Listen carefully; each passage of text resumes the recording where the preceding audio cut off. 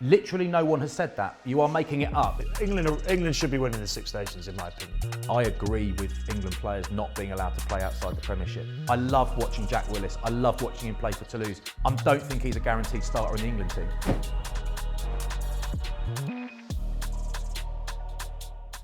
Hello and welcome to Hits Different. This is Debatable, two of the most opinionated legends of the game, Danny Kerr and David Flatman. Flats, you ready for this? Yeah. Rugby is safer, but has it gone soft? Nearly. There we go. Soft, mate. Since I played. This is a quick one for me. Like Yeah, it might be safer and whatever, but all I'd say is rugby's gone soft, right? Pick a hard man from yesteryear. It doesn't matter who it is, and go and watch a video of him playing for 80 minutes. And there might be more chinning people. There might be the odd knee drop, the odd like naughty shot, elbows in the tackle. There'll be some stuff. There'll be some big collisions. There'll be an excellent hard player. And then go and watch, I don't know, England against France and just play a cam Tom Curry for 80 minutes and tell me the game's gone soft. No chance, mate.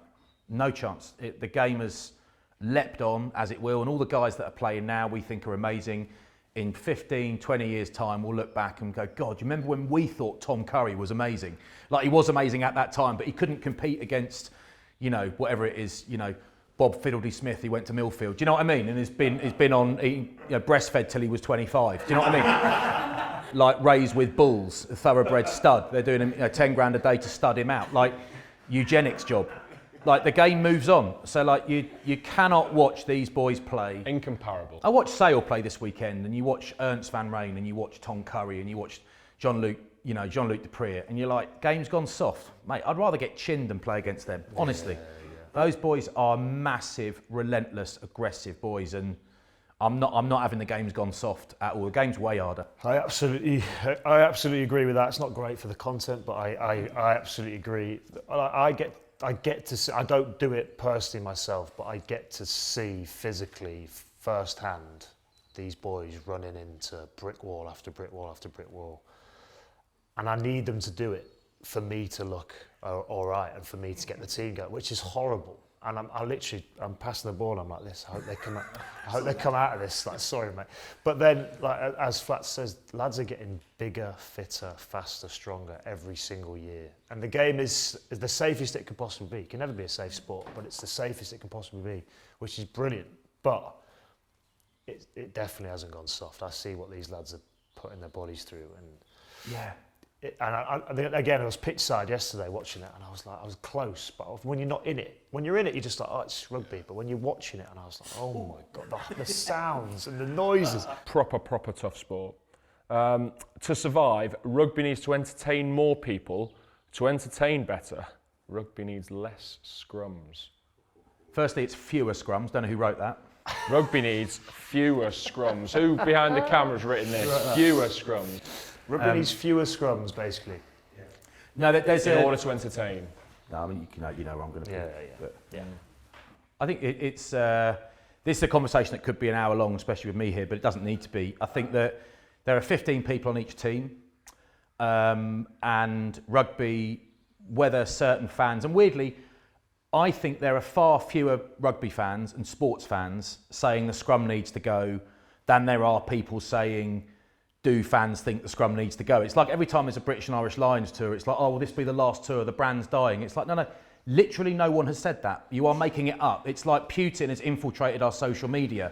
It's like cyber hacking. Literally no one is talking about that. Like this is excited by it. It's a non-conversation. So up yours. No, it's but the scrum, what it does is, in essence, firstly it makes rugby union a game for all shapes and sizes. So you talk about participation numbers. Yeah, tell you what, let's make anyone who's a really big kid go somewhere else. Great idea. So firstly, you need big kids to have somewhere to go, right? If rugby's accessible to them and they go in the scrum quite often. Not everyone's a freak like you, but most of the big fatties like me when I was a kid go in the scrum, okay? So they go in the front 8. Also, from just a game point of view, so if you're Danny Kerr or you're Aki, and you are playing, you need people like me to be tired, right? So we carry the most mass. okay, because we're strength athletes in a sense. There's a lot of static strength and close quarter power needed, but it's also exhausting. So a scrum is kind of like, you know, doing your max squat in the gym while someone's just knocking the end of the bars each way. So it's max effort.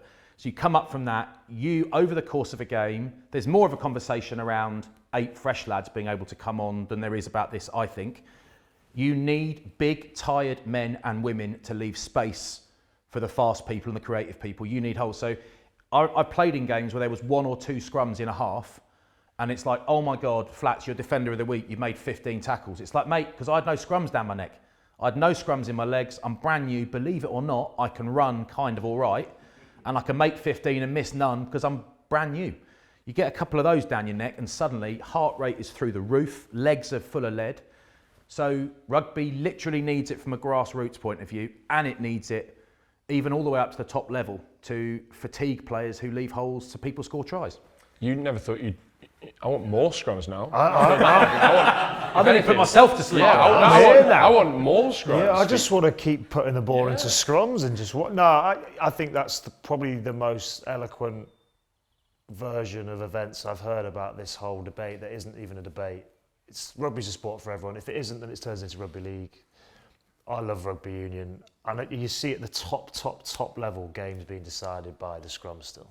World Cup semi-finalists against South Africa, we lost because of ultimately in the end it was a scrum. And yeah, it's a fundamental of the game. When you have a good scrum, like we talked about Harlequins earlier, when we had a great scrum, it's no coincidence we won the league two times. Like the years we've had a really dominant pack and dominant scrum. It's a massive part of any team that's going to win anything. English rugby is in 3rd place in Europe after the French and the Irish. So English rugby as a whole. English rugby as a whole. Not necessarily the England team, English rugby.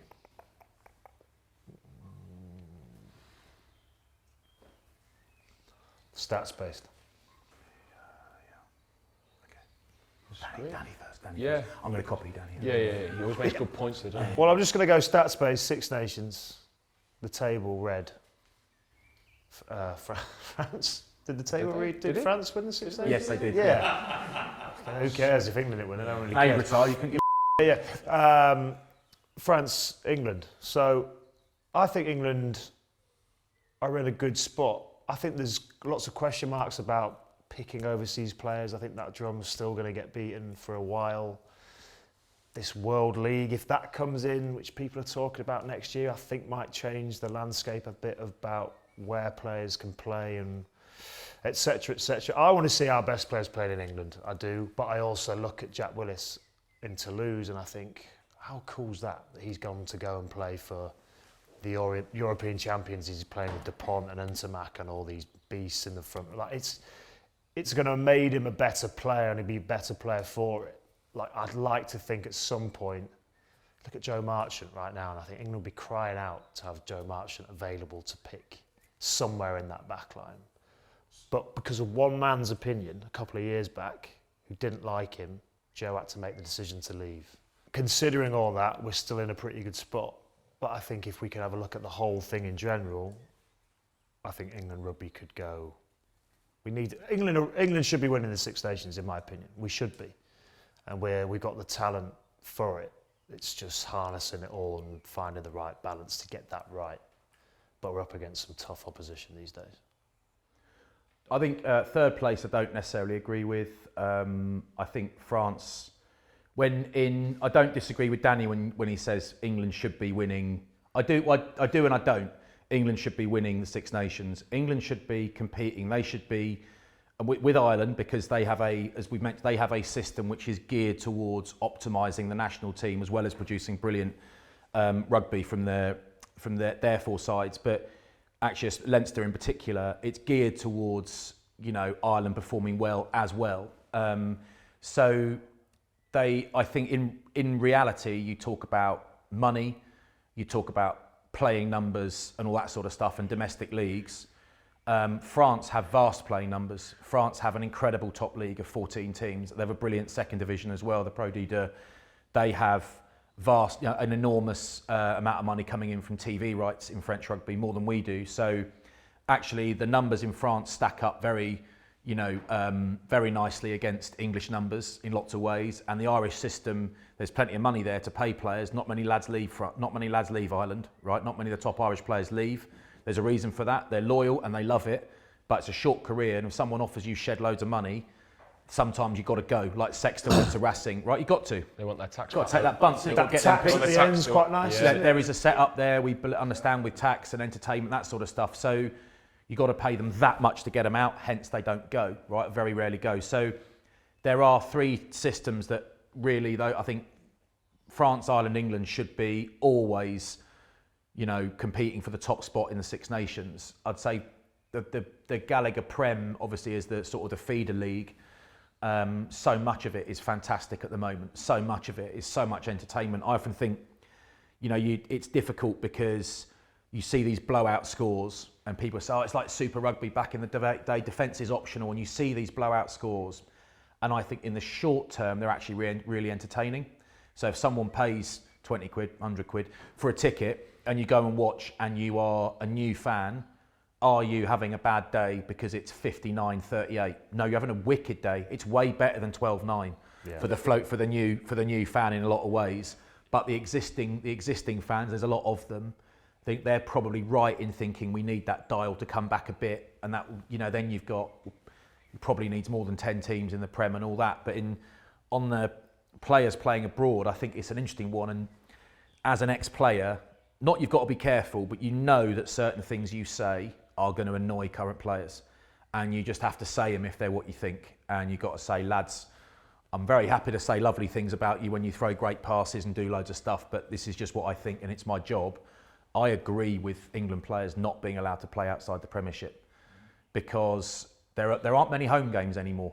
You've got 9 home games in the Prem, right? There's more home games than that, but you've got 9 home games in the Prem, and you've got one individual paying all the money to pay everyone every month forever, right? So we need to reimburse these people as much as we possibly can so that they don't leave, right? We've got to be very careful how hard we beat these owners with sticks, because a lot of them are just writing multi-million-pound checks every year because they love it, right? And thank God they love it. But, let's hope they don't walk away. So you've got to be careful with that. And you need as many people as possible to pay as much as possible, what's reasonable, to come and watch. That's the commercial reality. So of the guys playing abroad, Joe Marchant, I reckon, would have started in the Six Nations. Jack Willis is just, immense rugby player. I love watching Jack Willis. I love watching him play for Toulouse. I watch Toulouse play club games, not just for him, but so that I can watch him.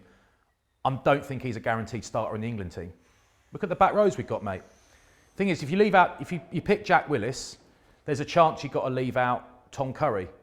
Who's leaving out Tom Curry, mate? Because if Chessam's playing 6, for example, George Martin and Marrow in the second row, Chessam's at 6, and he's a high-end player. He's also a line-out option in a game where most tries are scored from line-outs. Really, really valuable. So he's a 6-6er, okay, let's leave Ben Earl out. Let's leave Ben Curry out. You're like, lads, look at the lads. Chandler Cunningham South on the bench is a wrecking machine. So Jack Willis is good enough to play in a World 15. But is there a massive number of guaranteed England starters playing in France and Japan? No, there isn't.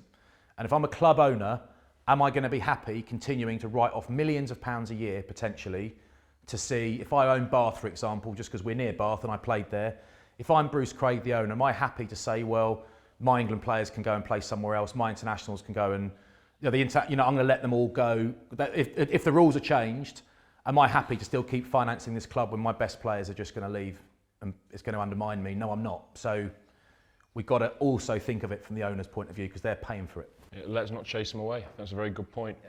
Fella, one of the most thorough debatables we have ever seen. It's mass debatable. It's mass debatable.